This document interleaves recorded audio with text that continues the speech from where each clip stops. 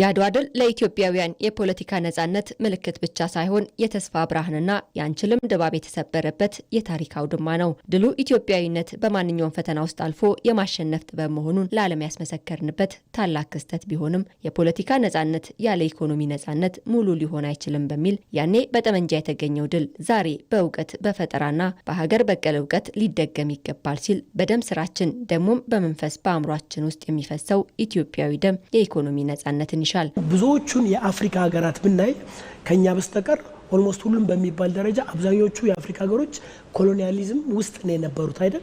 ከዛ በትግል ብዙዎቹ የዛሬ 50 ዓመት አካባቢ አብዛኞቹ 50 ዓመት 40 ዓመት አካባቢ አብዛኞቹ ከኮሎኒያሊዝም ወጡ። ከኮሎኒያሊዝም ሲወጡ ፖለቲካሊ ፍሪነን ነፃነን አሉ እንጂ ኢኮኖሚካሊ የኢኮኖሚ ሉዓላዊነታቸው የተጠበቀ አልነበረም። በዚህ ምክንያት ብዙዎቹ ተመልሰው ከቀድሞ ቅኝ ገዢዎቻቸው ተጣብቀው እስካሁን ድረስ የሚኖሩ አሉ። ስለዚህ ይሄንን በትክክል አይተነዋል። የዛኔም አይተነዋል፣ በቅርብም እያየነው ነው። ስለዚህ ምንም እንኳን የአገራችን ሉዓላዊነት የምንፈልግ ቢሆንም በትክክል ግን ሉዓላዊነቱን ማስጠበቁ የሚመነጨው ኢኮኖሚያችን ከመጠንከሩ ጋር ነው። አባቶቻችን አድዋ ላይ ተዋጉት በባዕድ ስልት ሳይሆን በራሳቸው የመልክዓ ምድር እውቀትና ብልሃት ነበር። ዛሬም የኢኮኖሚ እድገታችን የሀገራችንን ነባራዊ ሁኔታ ያገናዘበ የራሳችንን እውቀትና ተፈጥሯዊ ጸጋ ተጠቅመን በራሳችን ባለሙያዎች የራሳችንን ጥሬ ዕቃ በራሳችን ፋብሪካ ተጠቅመን የዓለምን ገበያ መገዳደር እንደምንችል ማመን የአዲሱ ዘመን የአድዋ ስልታችን ነው። ሌሎችም አሁን ሪዞርቶች እየተሰሩ ነው ያሉት፣ የቱሪስት መዳረሻዎች እየተሰሩ ነው ያሉት። የኢንዱስትሪ ሴክተሩ ኢንዱስትሪ ሚኒስትር ሰፋ ያለ ፕሮግራም አሁን ያንን ለመቀየር ጥረት እየተደረገ ነው ያለው። መጨረሻ ላይ ወደ ኢንዱስትሪ ያለን ሽግግር ነው እቺን ሀገር ሊያሳድጋት የሚችል። የኢንዱስትሪ ሽግግሩ እንዴት አድርገን ነው የምንሰራው? መሰረተ ልማቱን ሰርተናል። አሁን መንገዶች ሰርተናል፣ ባቡር ሀዲዶች ሰርተናል፣ ዩኒቨርሲቲዎች ሰርተናል፣ የሰው ኃይል የሚያመርቱትን እነዚህ ሁሉ ከሰራም በኋላ አሁን ወደ ሰው ሰራሽ አስተውሎት የምንሄድበት መንገድ ደግሞ ኢንስቲትዩቶች እየፈጠር ነው ያለ ነው። ስለዚህ በዛም ትልቅ ተስፋ ነው ያለኝ።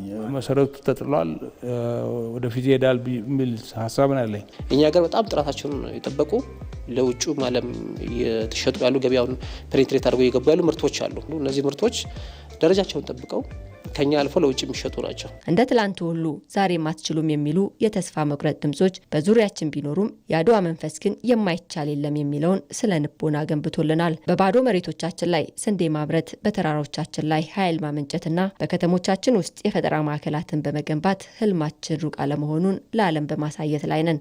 ከዚህ በፊት በአመት የምናገኘው የውጭ ሬቨኑ በዶላር 60-70 ሚሊዮን ዶላር አካባቢ ነበር ኤክስፖርት እያደረግን።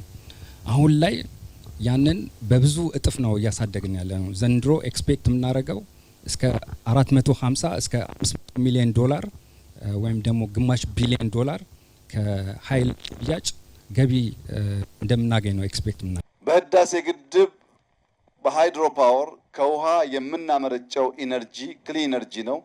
በርካታ ቦታ ከዊንድ በውስን ቦታ በጂኦተርማል ሌላም ግድቦች እየገነባን ስለሆነ ኢትዮጵያ የሚቀጥለውን የአፍሪካን ዘመን እድገት ለማረጋገጥ የሚጣለው መሰረት ከሞላ ጎደል በክሊን ኢነርጂ ላይ ያተኮረ መሆን አለበት ብላ ታምናለች። ዛሬ በምናፈሰው ላብና በምናሳየው የኢኮኖሚ ጽናት ነገ ለልጆቻችን የበለጸገችና የማትደፈር ኢትዮጵያ እናስረክባለን። የአድዋ ድል ታሪክ ብቻ ሳይሆን የዛሬ ተግባራችን መመሪያ ነው። በኢኮኖሚው መስክ የምናስመዘግበው እያንዳንዱ ስኬት የማይቻል የለም የሚለውን የኢትዮጵያዊነት ማተም ዳግም የሚያድስ ነው።